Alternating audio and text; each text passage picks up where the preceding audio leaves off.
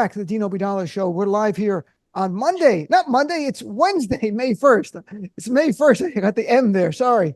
Let me start that again. Yeah. And welcome back to the Dean Obeidallah Show. And we're live here Wednesday, May 1st. Right now, very happy to have Congressman Eric Swalwell back on the show, a Democrat representing California's best district, the 14th district. It's got to be the best one out there. Serves on the House Committee on Judiciary and Homeland Security, also a former prosecutor. Congressman, how are you? Hey, Dean, I'm doing all right. How are you doing? Doing fine. A lot of interesting stuff in Congress going on, but also California getting some headlines across the nation, of course, with the college protest. A lot of protests are getting no coverage. My nieces go to Duke, and it's just peaceful. There are people protesting. Everyone goes home. At the end of the day, that's the end of it. It's the ones that have either violence or someone breaks the law or there's actual fighting that are getting the press and defining what is otherwise it's a generally peaceful movement. I want to get your reaction overall to what we've seen on the college campuses, and where's the line? Like, what? I don't mean bright line, but how do we balance free speech and making sure students feel comfortable on their campus?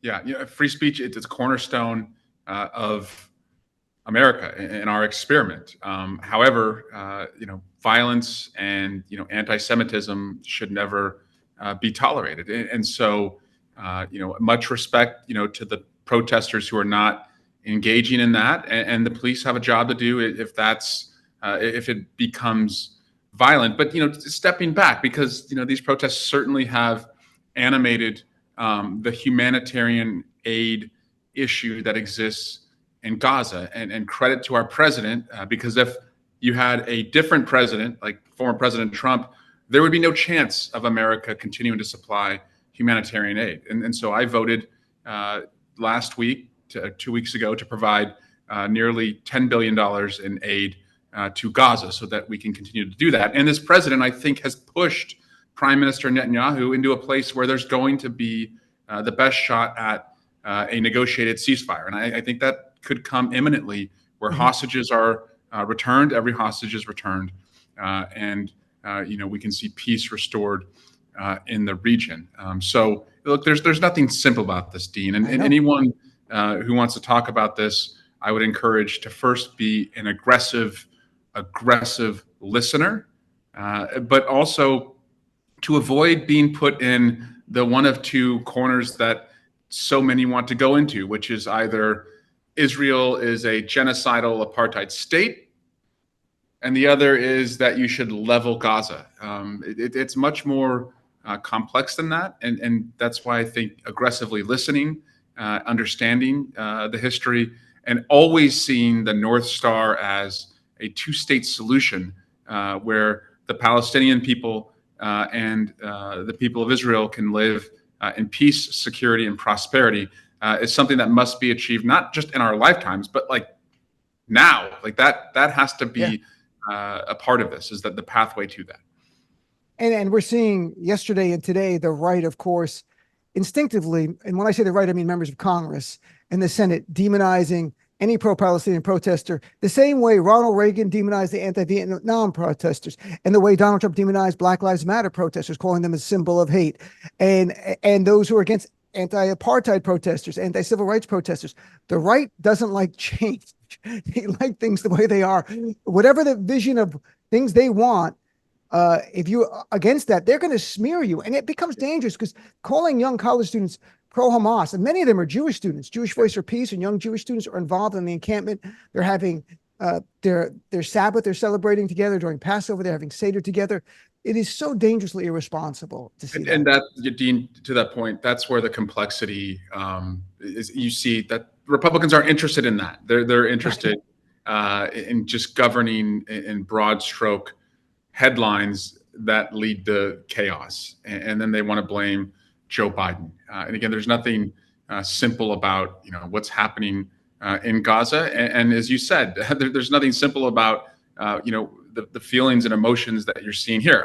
For me, the red line is don't commit violence, and don't be anti-Semitic in how you assemble and seek to have your message delivered. And if you step back, I just happen to believe that President Biden, but between the two options that we would have, President Biden or President Trump, is the best of the two, to manage this situation for the best outcome. It's definitely 100%, 150%. Tell you, Congressman Eric Swalwell. Look, I'm a big believer in free speech as well. I mean, look, I don't like San Francisco 49er flags. I'd like to see them banned deep down, See, but this conversation's over. but I won't do it. Come on, we agree on Dallas Cowboy flags. Can we ban Cowboy fan flags? Not the fans, but the actual flags. Is that possible? No. All right, we're gonna let the Cowboy flags. All right, all right, we'll move on. Red Sox? No, we won't even get to that. So, the speaker, Marjorie Taylor Greene, she went from she's not going to fire a motion to vacate, and we're recording this in the afternoon. A short time ago, she had a press conference that she will by next week. That could change by the end of the day. What is going on? None of us understand what is going on here. Can you help us make sense of this? Marjorie Taylor Greene is full of shit. She has said for the last couple of weeks that she's going to throw Speaker Johnson out. And that's because she just wants more chaos. She's not in the solutions business. She just wants more chaos, and she doesn't have, backup to do it. And so if she can have, another microphone moment where reporters make her relevant and she can convene them and just contribute to the chaos of Washington, she'll keep doing that. And she'll keep saying that this is going to come. And of course, she's not going to be able to do that. And I think Speaker Jeffries, and I say that because functionally he has acted as the speaker, that Jeffries and Whip Clark and Chair Aguilar, by coming out yesterday and saying that they would move to table this and take this issue off the table, essentially shows that we want to get shit done. Like we are the ones that provided the votes to lift the debt ceiling. If we didn't provide those votes, America and the world would be in economic collapse. We are the ones who have provided the votes that have avoided every shutdown that Republicans have tried to take us to. We are the ones that provided the votes to expel that biggest fraudster to ever come to Congress, George Santos. And we are the ones that provided the votes to keep Ukraine in the fight. So of every vote of consequence, this Congress, we've shown that we want to get things done, and they've shown themselves to not be serious. And so I really admire the leadership that we have who said, you know what, we're not aligned with Johnson politically in any way, but we want to get things done. And so we're not going to let a chaos agent like Marjorie Taylor Greene just gum up the works here. I can only reflect on what if Democrats, if we were just able to keep control of the House by even a seat, the legislation we could have passed over the last 2 years, as opposed to the gamesmanship of the other side. You mentioned something on X, Twitter, after Bill Barr said he's going to vote for Trump, after all the things he said about Trump. You wrote the Republican Party is dead. Is that, I'd like you to break it down in your own words, but is that partly, there's no more GOP ideology. Like they used to be united around an ideology. Now it's what Trump says today or tomorrow, and that's what they're about. So the chaos is really acute, and it's in our face now. Yeah, Dean, it's dead. It's gone beyond rigor mortis. Look, when Bill Barr, who was a traditional Republican who had served under, the prior Bush administration, claims that he did the right thing by essentially stepping down when Trump was at his worst, after the election in 2020, comes out and says that, Biden would be worse than Trump and that he's going, to support Trump. It's clear that these guys are they're in a cult, or they feel completely helpless. So their party's dead. And I would just say to any Republican, there are a lot of decent Republicans right now who see themselves as, the savior of the party, or they're going to resurrect it post-Trump. It's gone. It's not coming back in any shape or form that they have lived through in the past. And so that means in this moment now, they need to align not with Democrats, but freedom-loving, patriotic Americans who want to see an end to this chaos and corruption that Donald Trump has unleashed on America. And we'll sort out, what jersey you wear or what team you're on after that. But right now, this is either, Team America or Team Trump. And Team Trump's values do not align with freedom and democracy. And again, I couldn't agree more. On my show, I say all the time, if you're a conservative but you're anti-Trump, you're very welcome to be part of our family. We'll disagree on policy, but that's what we should do. We shouldn't all agree on policy, but we don't disagree on democracy and this democratic republic. So that's where we need that coalition. It is, you're right, Team America versus Team Trump. There was something else I saw. I'm not sure what's going on with James Comer, the House Oversight Committee chair. He was going to impeach Biden, I think, a day into being sworn in. And then they got a smoking gun and he's screaming and the sound and fury on Fox News. And now there are reports about not only doesn't he have any evidence to impeach Biden, he's upset that people are pressuring him to impeach Biden. Can you tell us what's going on? Yeah, I do miss the Comer Pile episodes that we're no longer seeing out of that, MAGA law firm that was stood up to just help Donald Trump. And if we do not, as Democrats, make sure that Americans understand that Joe Biden has been acquitted of all of the impeachment claims, then it really is shame on us because they made all of these wild allegations. They never had any evidence to prove it, and they never even were able to bring articles of impeachment. And if they did, they wouldn't have the votes to pass it. So we have to really amplify that Biden has been acquitted of what they've alleged. Otherwise, they'll just move on to the next distortion and disinformation campaign that they'll see as their best chance at bringing him down. It's kind of remarkable. I mean, what was really remarkable was actually some Fox News anchors over the last 6-7 months going, where's the evidence? Why aren't you starting impeachment? And it got to the point where they impeached Mayorkas. It gets to the Senate, gets dismissed because that's all they could do. And now they're. And even Mayorkas, though, Dean, was a second serve, so to speak. Right, they couldn't do it the first time. The first one was a fault, right? They didn't have the votes. They had to bring, poor Steve Scalise out of his cancer treatment, for God's sake, to get the vote. So they had one vote enough to impeach him. And it was embarrassing. And so they're not going to impeach President Biden. But it really is on us, again, to be on offense and make sure that people understand that they're not interested in governing. They're just interested in ruin. And this was a part of that effort. And even in this moment of complete chaos, the GOP, where everything's unprecedented, Kristi Noem broke a new level in that I don't know. Is there the kill puppy dog demographic that's untapped out there of voters? Like, finally, someone's speaking to me because I shot my 14-month-old puppy in a gravel pit and left her there to die. I'm like, I don't even know. We had a big discussion on the show. She puts it in her book. This wasn't a gotcha. This wasn't investigative journalism. She bragged about it in an election year book, thinking it helps her. And I cannot wrap around my head around why. And then she also bragged about shooting her goat the same day. I'm like, you shoot a puppy and a goat, and that's good. Do you think there was a conversation, though, where one of her staffers said, "Hey, Governor, can we talk about page 87? I just have some notes, some feedback." It's also it's a little confusing for my 5-year-old daughter. Her name is Cricket. Oh my gosh, that's a dog's name. Oh my gosh! Because we're now hearing she's the only girl we know named Cricket. And now we're hearing the name of the dog was Cricket.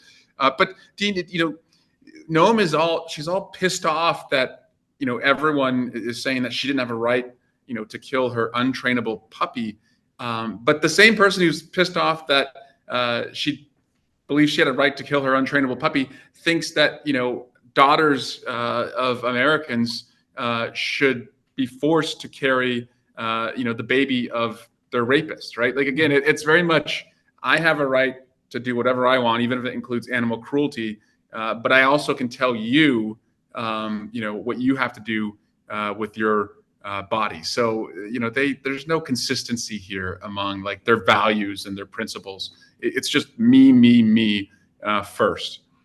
Do you think it hurts her in the big picture? I mean, there are a lot of debate about, does it hurt her? I've seen some Republicans, not many, but some have defended her.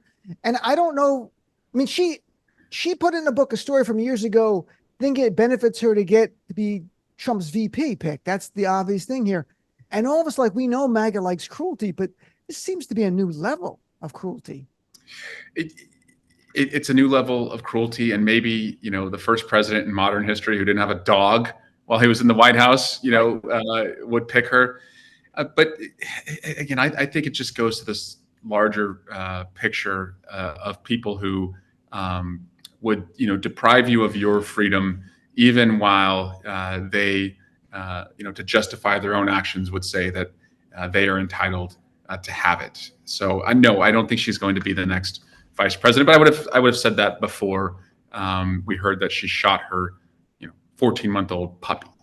Well, if they do it, run the Crazy. ticket, as one of my listeners called and said, it'll be President P Grabber and Vice President Puppy Killer. That would be the ticket. Unreal. So, Dean, I actually know though, if you ask any member of Congress you have on, ask them what is the number one issue that you receive email, snail mail, text messages, phone calls about. My 12 years in Congress, it's animal cruelty. Really? You. I don't know that. You harm it. Oh yeah, it's the number one issue every week. Hundreds of letters asking us to support different animal cruelty legislation. So I mean, people, we care about our pets. The dog owner, like it. Do you care about your pets? So I don't see this as like a pathway to any voter base in America. No, you should introduce legislation named after Kristi Noem to save animals. Yeah. The Kristi Noem Save Animals from Being Shot in a Gravel Pit Act or something like that. Last two things.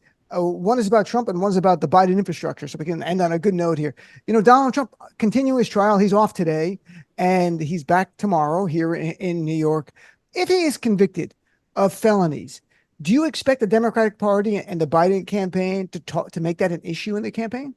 It's my job. It's not the president's. The president, he's got a job to do as president. And also in some of these cases, it's his Department of Justice. So he should let us, and he has, hammer home that, we have somebody who's wholly unfit to be president. He was unfit, to be reelected, and it's only gotten worse. And so this would be a jury of his peers.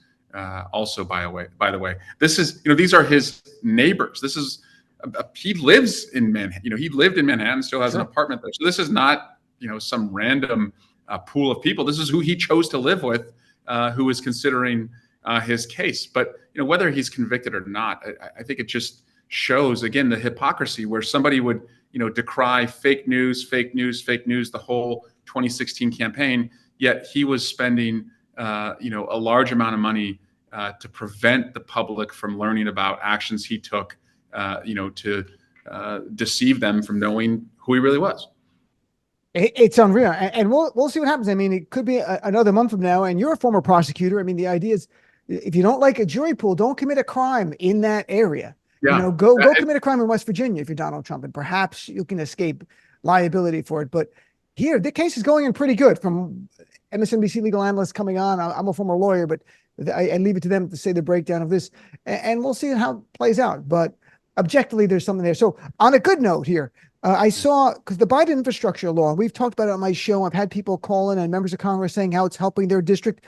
And I just saw you had a press release that $30 million in federal funding from the Department of Transportation that helping your area and your neck of the woods. Can you share a little bit how it's actually on the ground affecting things? Yes. So we've got hydrogen projects, for public transportation, whether it's buses or actually there's a nearly 50-mile rail project that would connect the Bay Area, which is my district, to the San Joaquin Valley. There's these super commuters, Dean. They travel 2.5 hours each way to work in the Bay Area. They create a lot of congestion. The quality of life is not good for them, but the jobs are in the Bay Area. So we would be connecting the disconnected. And so these are jobs projects. They're climate projects because it's going to reduce emissions. This particular project, which is called Valley Link, takes 30,000 people off the road each day. And so these are, investments that Joe Biden has made, in our infrastructure, in climate, and will create jobs. He's a jobs president. And that is in contrast, to someone who lost more jobs on the job than any president in our lifetime. This is a jobs president, Joe Biden. And the Biden infrastructure law, and the biggest point is that it's still planting seeds in terms of creating jobs. It wasn't like he signed it and the money was just released. This is released over time. Do you expect more? Perhaps, I'm sure other things have come to California. Oh, yeah. There's a number of projects that are ready or nearly ready. And again, it's on us to tell that story that, this is a jobs president, and it's connecting the disconnected as well. People who feel disconnected physically or, figuratively are more connected, not just, in transportation, but also infrastructure like broadband investments. And that's really important. It's very important. Well, Congressman Swalwell, thanks so much. It's always great chatting with you. Thanks for taking some My time. pleasure. I look All forward to right. chatting with you in the future. Of Take care. course.